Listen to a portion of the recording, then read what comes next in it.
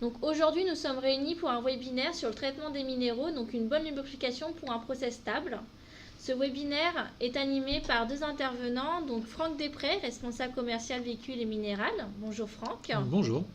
Et Michael Brian, coordinateur marketing. Je vous laisse la main. Bonjour à tous et bienvenue à ce webinaire. Donc aujourd'hui, nous allons vous présenter 3 points. Donc vos enjeux au quotidien, la lubrification, une solution pour optimiser votre stratégie de maintenance. Et après, nous allons directement dans votre process pour parler des solutions et de ce qui se passe chez vous. Tout d'abord, vos enjeux au quotidien. Des chiffres révélateurs, donc à fin 2018, la production de béton prêt à l'emploi a augmenté de plus 4,7%. Et la production de granulats de plus 2,1%. Donc c'est des chiffres qui sortent de l'UNICEM, donc qui est l'Union nationale des industries, des carrières et matériaux de construction. Donc tout d'abord, bravo à tous les acteurs de ce marché pour avoir réalisé de bons chiffres sur cette année 2018. Mais ce qu'il faut retenir, c'est la capacité des machines à absorber ce rythme de production en les fiabilisant pour ne pas tomber dans l'arrêt de production et donc suivre le rythme imposé par le marché. Et donc pour cela, la maintenance des équipements est importante et cela passe par les bonnes pratiques que nous allons voir par la suite.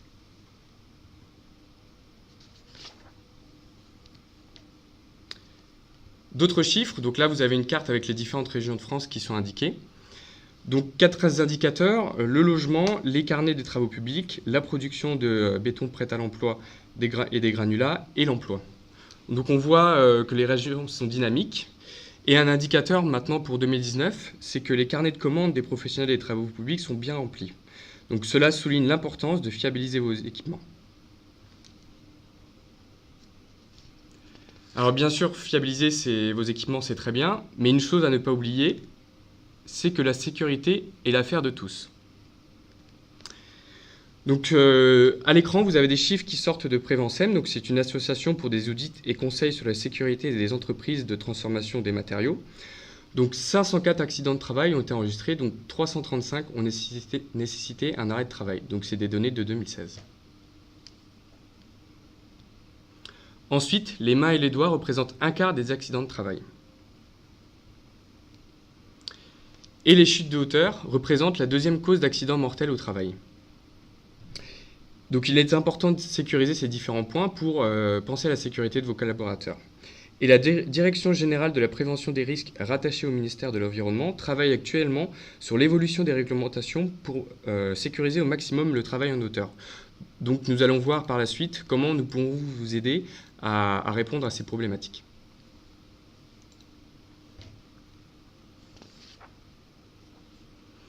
Aussi, une chose importante, on en parle souvent dans l'actualité, c'est l'impact sur l'environnement. Donc l'UNICEM mesure et étudie l'impact sur l'environnement au sein des sites d'extraction et en périphérie à travers 5 enjeux, qui sont donc la poussière, l'eau, l'énergie, ce qui correspond au rendement énergétique et à l'analyse des cycles de vie des équipements, les bruits et vibrations. Donc pour cela, l'UNICEM s'appuie sur des mesures acoustiques précises afin de déterminer les lieux et les sources de bruit et vibrations. Et les déchets. Donc même si cette activité ne génère pas génère des déchets non dangereux, il se peut aussi qu'il y ait des déchets dangereux comme les huiles, solvants ou batteries. Donc là, nous allons vous présenter des cas concrets pour vous aider dans cette démarche-là. Et donc, pour la partie lubrification, le sujet d'aujourd'hui, les 3 axes que nous pouvons travailler avec vous, c'est donc l'énergie, bruit et vibration et les déchets. Maintenant, on aimerait avoir votre avis sur ce qu'on vient vous de présenter, donc vos axes majeurs. Donc merci Mickaël. Donc il y a une petite fenêtre qui est apparue, donc n'hésitez pas. Qu'est-ce qui est plus important pour vous par rapport à ce qu'on vient de voir? Est-ce que c'est optimiser la sécurité de vos collaborateurs, etc. Maintenir le rythme de production, réduire l'impact de l'environnement, même maîtriser les coûts de maintenance et d'achat? Dites-nous ce qui est le plus important pour vous et surtout dans le chat, vous pouvez également nous indiquer l'ordre de priorité. Est-ce que c'est plus d'abord en priorité la sécurité, après la production, ou plus en avant l'impact environnemental, etc. Donc, vous êtes quand même pas mal à répondre. C'est plus maintenir le rythme de production et également les coûts. Donc, c'est ce qui revient pas mal. Au niveau de la sécurité, c'est pas tant que ça votre priorité. Ah, si, ça vient quand même en troisième place, la sécurité. Très bien, bah merci. Donc, on va voir sur la suite comment la lubrification peut du coup répondre à ces priorités. Je vous laisse la main. Merci Sarah.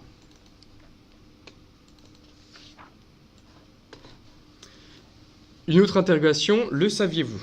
Donc que 50% une mauvaise lubrification est à l'origine de près de 50% des défaillances des roulements. Dedans, il y a 36% qui est lié à une lubrification inadaptée et 14% qui sont liés aux lubrifiants contaminés. Chez vous, quels impacts ça a? Donc, ça provoque l'arrêt des convoyeurs, la casse des roulements ou paliers, et aussi la casse des éléments de transmission. Et directement, des arrêts de production non planifiés, des interventions de maintenance qui ne sont pas prévues et donc plus coûteuses, et des coûts de maintenance et d'achat, donc les coûts de maintenance dus à l'intervention et d'achat au remplacement de pièces.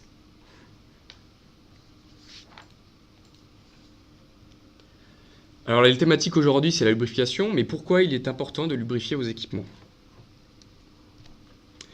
Il est important pour réduire la chaleur, donc par la dispersion des calories au travers des lubrifiants,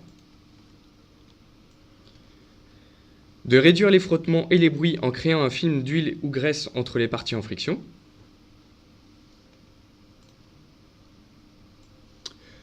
de protéger contre l'usure et la corrosion en maîtrisant l'apport de lubrifiant afin de créer une protection pour le composant,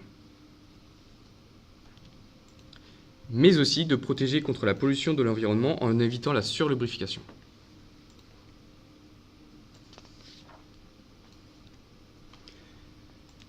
Alors SKF travaille depuis quelques années sur la partie lubrification, donc nous avions mis en place des bonnes pratiques, mais cependant, quand vous utilisez une lubrification manuelle, vous pouvez donc tomber dans les mauvaises pratiques. Donc on retrouve la sous-lubrification, donc là beaucoup plus de friction et de frottement, la surlubrification, une lubrification irrégulière qui n'intervient pas dans votre process et qui provoque donc la sous- ou surlubrification, un lubrifiant non adapté si vous êtes dans un environnement chaud, froid par exemple, et aussi l'oubli des points. Donc imaginez si vous avez un process avec une centaine de points, si vous oubliez vos 5 points les plus stratégiques, ça peut être dangereux pour votre production. Et donc pour cela, si on tend vers une lubrification automatique, là vous arrivez dans les bonnes pratiques, donc qui est utiliser le bon lubrifiant, en bonne quantité, donc avec des systèmes et une méthode qui nous permet de doser le lubrifiant, au bon moment, donc pendant le mouvement et pendant la production, et donc au bon endroit, donc pour éviter de venir mettre du lubrifiant en dehors du point et polluer l'environnement par exemple. Nous allons passer donc à une autre question. Nous aimerions savoir chez vous quelle lubrification vous utilisez. Oui, effectivement, est-ce que vous utilisez plus un système de lubrification manuel, automatique ou même pas du tout de lubrification? C'est aussi l'occasion de nous faire part un peu de votre expérience sur les systèmes de lubrification que vous utilisez. Et aussi vous préparez vos questions pour qu'on puisse les traiter à la fin de la présentation.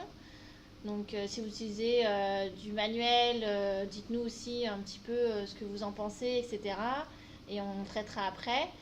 Donc là, d'après le sondage, c'est assez mitigé. Hein, il y a la moitié qui utilise manuel, la moitié qui utilise automatique. Donc, très peu qui utilisent pas du tout de système de lubrification. On est plus sur du manuel hein, quand même. Hein. Donc on va voir du coup qu'est-ce qui est le mieux. Est-ce que c'est le manuel? Est-ce que c'est l'automatique? Qu'est-ce qui est avantageux? Et qu'est-ce qui répond également aux enjeux environnementaux et aussi de coûts, éventuellement, Michael? Oui, donc merci pour vos réponses.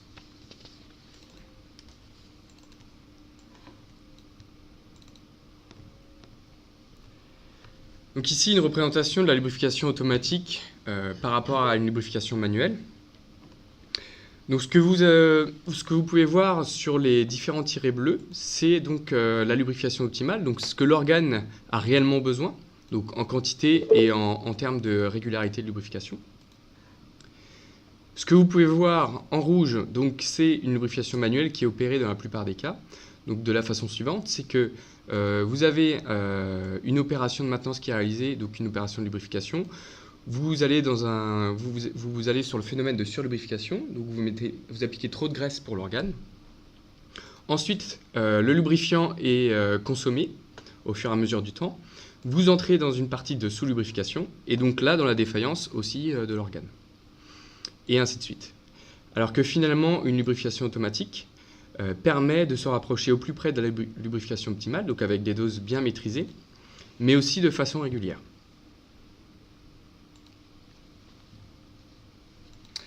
Et aussi, la lubrification automatique nous permet de venir lubrifier l'organe en phase de mouvement, donc pendant son mouvement, et donc d'apporter une lubrification plus optimale.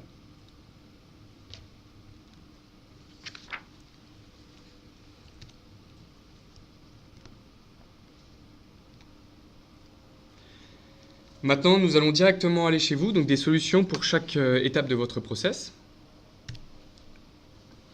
Alors ici, on a remonté différents process, donc 2 process, mining process et cement process. Donc comme vous pouvez le voir, les carrés jaunes représentent les systèmes de lubrification qui interviennent tout au long d'un process type. Donc que ça soit au niveau des engins, des tapis de convoyeurs, des crypto-convoyeurs, la lubrification intervient. Donc de façon manuelle, comme vous avez pu l'exprimer, ou de façon automatique, s'il y a un besoin. Et donc exactement pareil pour le process à côté. Donc là-dessus, on va apporter 2 exemples. Un arrêt au niveau de ce point-là, donc au niveau entre le broyeur et le crible, entraîne l'interruption de votre process, donc une perte de production. Et donc là, il est important de sécuriser ce point stratégique.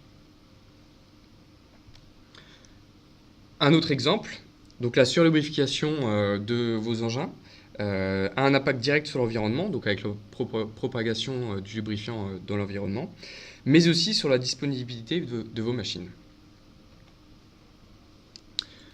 Donc ce que nous allons voir avec 3 cas concrets, c'est comment nous pouvons vous aider sur ces problématiques.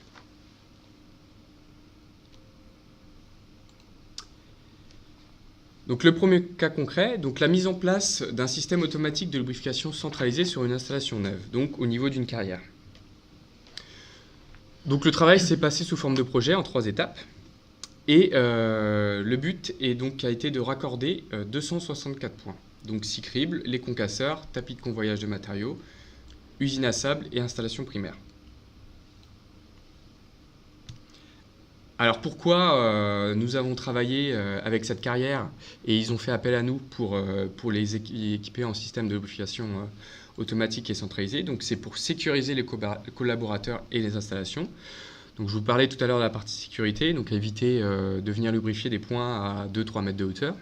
Et donc aussi sécuriser les points stratégiques. Travailler sur une maintenance préventive, donc pour anticiper les défaillances. Et donc maîtriser la consommation de graisse, donc limiter l'impact sur l'environnement et les différents coûts d'achat de lubrifiant.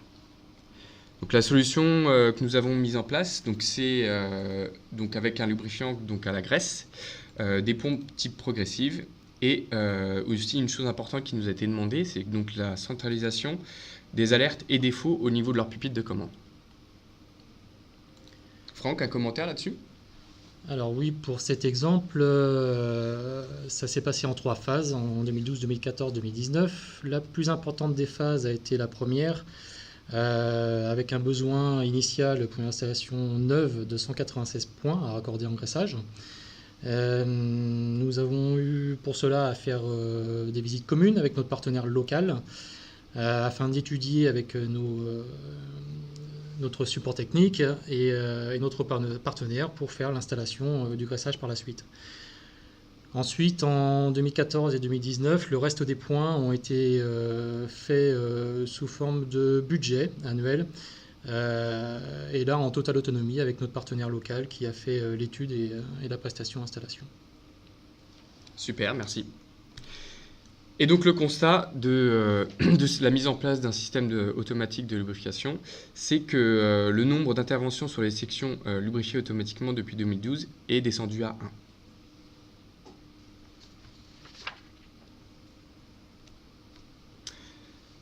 1. Un autre cas concret, donc la mise en place d'un système de lubrification centralisé et automatique sur des engins de construction de 3 à 87 tonnes.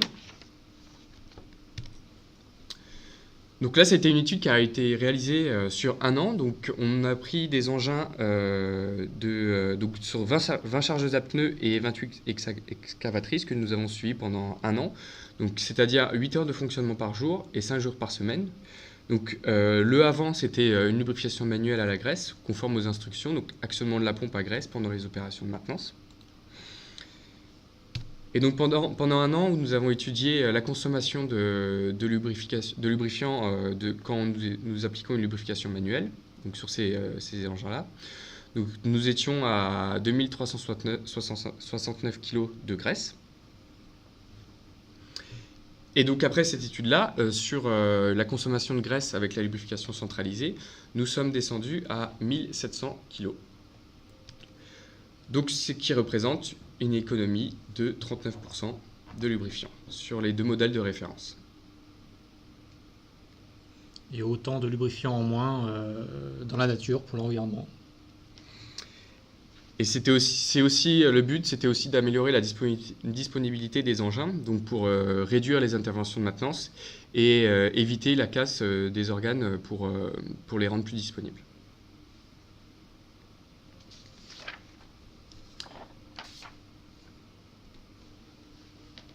Le dernier cas concret, donc la mise en place de systèmes de lubrification centralisés, donc là, cette fois-ci, sur une installation déjà existante, contrairement au premier cas concret. Donc c'était sur la centrale A en B, sur une centrale A en B.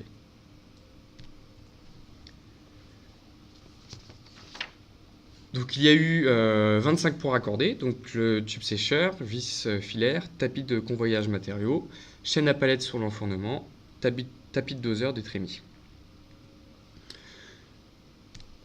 Donc pourquoi cette centrale à B a fait appel à nous pour installer un système de lubrification et donc faire évoluer son installation. Donc c'était pour arriver à accéder à des points difficiles d'accès, donc la perte de temps sur les opérations de maintenance et dangerosité d'accès des points, pour éviter d'oublier des points à lubrifier, donc les fameux points stratégiques que je cite depuis tout à l'heure, et donc éviter les casses régulières. Donc la solution mise en place, donc toujours un lubrifiant à la graisse, les pompes de type progressive et avec la remontée des alertes et des défauts sur leur pupitre. Donc qui est quelque chose maintenant de très courant qu'on nous demande régulièrement sur ce genre d'installation. Franck, un commentaire ? Alors pour cette installation-là, qui est beaucoup moins volumineuse que l'autre, c'est notre partenaire local qui a été en totale autonomie, sauf la première visite initiale où on l'a accompagné pour bien cerner le besoin également du client. Et l'installation et le matériel a été réalisé par notre partenaire. Ce qui est très bien sur ce cas concret, c'est que l'installation a été effectuée en 2015 et nous avons constaté, et nous y sommes retournés l'année dernière, en fait il y a eu plus du tout de casse et d'avaries sur ces installations. Donc un très bon retour sur investissement et qui, d'ailleurs, investissement sur ce cas concret, le retour d'investissement a été de l'ordre de 6 mois. Très bien, merci Franck pour ces commentaires. Nous allons donc passer à la conclusion. Donc, ce qu'il faut retenir de cette présentation, donc opter pour un système de lubrification centralisé et automatique permet à vous de sécuriser vos points stratégiques, maîtriser votre consommation de lubrification et donc aussi et le dosage, appliquer les bonnes pratiques, donc ce que je vous ai présenté juste avant. Et quelque chose de très important, sécuriser vos collaborateurs et aussi vos équipements. Et directement, vous venez réduire les arrêts de production, donc comme vous avez pu le voir dans les cas concrets juste avant. La mise en place d'un véritable asservissement à la machine, donc avec les remontées de défauts sur vos pupitres de commande. Augmenter la sécurité de vos collaborateurs. Réduire l'impact sur l'environnement, quelque chose qui est très important de nos jours. Et donc réduire les coûts d'exploitation et bien sûr maintenir le rythme de production qui sera aussi très bon pour l'année 2019.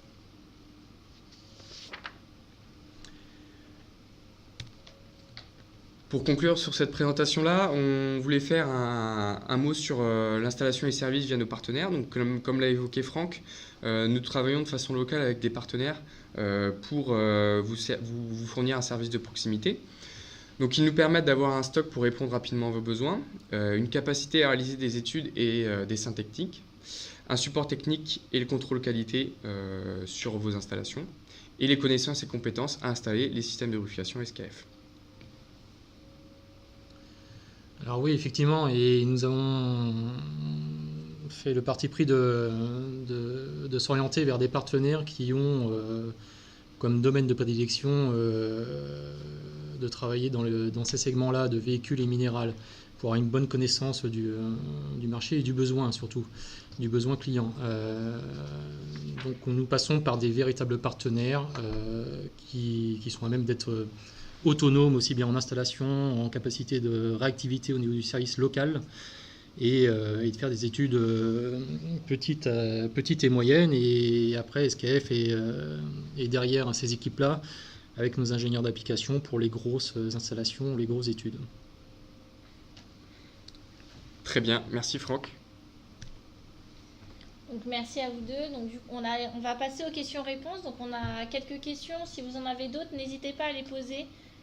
C'est l'occasion. Mickaël et Franck sont là pour répondre à toutes vos questions. Donc profitez-en. Une première question, c'est une histoire de coût, parce que c'est vrai qu'on parle de réduction de coûts grâce à la lubrification automatique centralisée, mais combien ça coûte cette solution ? Alors, bonne question, tout est relatif en fait. Je serais tenté de dire c'est selon les besoins initiaux. C'est selon l'importance du système agressé et surtout selon les options que l'on met derrière, ce que l'on veut traiter comme information.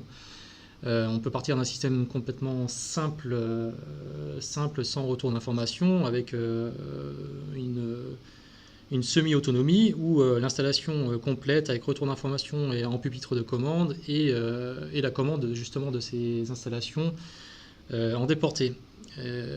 Après, cela dépend du nombre de points. Donc on peut, en termes de chiffres, partir de 3 000 € en investissement total sur une petite unité et après dépasser les dizaines de milliers d'euros sur les grosses installations. Alors ce qui est important là, sur la notion de coût, c'est que dans un premier temps, c'est de repérer vos points stratégiques. Donc comme je l'ai évoqué, vos points stratégiques peuvent interrompre tout votre process de production. Donc c'est sûrement ces points-là qu'il va falloir prioriser et donc investir pour les sécuriser et donc finalement éviter vos arrêts de production. Ce qu'on a observé aussi également après ces années de travail dans ces secteurs-là, c'est que le retour sur investissement est extrêmement rapide en fait. Aussi bien pour les petites que sur les grosses installations. Le retour sur investissement est de l'ordre de quelques mois à une année maximum. Ok, merci à vous deux. Une deuxième question. Est-ce qu'il est possible de centraliser les alertes pour surveiller à distance les installations ? Alors, oui, effectivement, nous venons d'en parler. Ce qui est d'ailleurs le plus demandé maintenant, c'est qu'il y ait le moins d'opérateurs sur les machines pendant les phases d'opération, en phase de mouvement. Tout est déporté en pupitre, tout est déporté en cabine. Donc oui, effectivement, les systèmes peuvent être autonomes et relayer les défauts s'il y en a et surtout les commandes et les gestions de temps de fonctionnement et d'arrêt. Tout est déportable en cabine et sur pupitre. Très bien, merci. On a encore 2 questions, donc si vous en avez d'autres, n'hésitez pas, il y a encore du temps. Il y a une troisième question.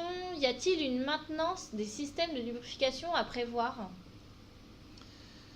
Alors, Oui, c'est une préconisation en fait qu'on fait. Alors également sur le retour d'expérience que l'on a, c'est que on préconise une surveillance annuelle des systèmes et des raccordements en fait. Hein. Surtout voir les systèmes, si ça fonctionne correctement, si l'interaction est correcte avec les pupitres de commande et éventuellement les gestions de défauts, voir si c'est toujours relié. Et on s'est aperçu aussi qu'une surveillance annuelle est pratique également pour voir les raccordements, si tout est bien en place, si tout n'a pas bougé. On est quand même sur du matériel qui est amené à vibrer, à bouger dans un environnement sévère, parfois avec des cinématiques qui peuvent éventuellement poser des soucis sur les flexibles. Donc c'est vraiment une surveillance générale du système dans sa globalité. Et donc pour cela, c'est vrai qu'on a aussi nos partenaires qui sont là à proximité pour vérifier et pour vous aider dans cette démarche de maintenance des systèmes de lubrification. Ok, très bien, merci. Donc on a une dernière question, donc si vous en avez une autre, n'hésitez pas à y répondre. La question c'est, y a-t-il un type de graisse spécifique pour les applications minières? Alors, oui et non. Oui, parce que nous essayons de nous calquer sur les préconisations constructeurs, hein, des différents éléments, des différents organes sur le process. Hein. On parle d'installation fixe, donc il y a plusieurs types de matériel qui sont utilisés. Maintenant, ce qui est recoupé, c'est que au niveau des constructeurs, le choix est généralement fait d'utiliser de la graisse grade 2, donc qu'on appelle dure. C'est extrêmement généralisé, c'est le retour qu'on a d'informations en fait. Après, nous, on se calque vraiment sur les préconisations constructeurs des équipements, qui préconisent parfois une graisse ou un type de grade. Et après, il y a tout un tas de types de graisses qui peuvent être employées dans les systèmes. Maintenant, je serais tenté de dire, peu importe la préconisation de graisse, nous avons la chance d'avoir dans notre portfolio les pompes adaptées pour de la graisse volumétrique ou de la graisse dure. Petite parenthèse également, il y a plusieurs années maintenant l'apparition de graisses biodégradables. Donc nous avons mis l'accent avec nos partenaires en formation justement de nos partenaires sur la petite attention à avoir sur les graisses bio qui par définition sont amenées à se dégrader. Il faut juste être vigilant à ce que ces graisses soient normées en tenue en extrême pression en fait, pour que ça puisse résister aussi bien dans une pompe manuelle que dans une pompe automatique, hein, qu'elles ne viennent pas se séparer naturellement. Ok, très bien. Merci Franck, merci Mickaël. Donc on n'a pas d'autres questions. Cependant, si vous avez des questions ou même des projets en cours ou à venir, surtout n'hésitez pas à contacter Franck Després. Il répondra à toutes vos questions, il vous contactera si besoin. Donc vous avez son email, donc je vous invite à le noter. Je dis merci à Franck et merci à Mickaël pour cette présentation. Donc vous allez recevoir prochainement, d'ici la semaine prochaine, un replay avec cette présentation. Et également, n'oubliez pas, à la fin de ce webinaire, il y a une enquête de satisfaction pour savoir si vous avez d'autres sujets sur lesquels vous souhaiteriez avoir un webinaire. Donc n'hésitez pas à y répondre. Merci à vous deux, je vous laisse le mot de la fin. Merci d'avoir assisté à la présentation. Donc effectivement, cette présentation avait pour but d'initier un dialogue avec vous qui êtes sur le terrain. N'hésitez pas à revenir vers nous, vers SKF ou via nos partenaires. Nous n'allons pas manquer de revenir vers vous très rapidement. Voilà. Merci à vous. Je vous remercie pour votre attention et je vous souhaite une bonne journée. Au revoir. Au revoir.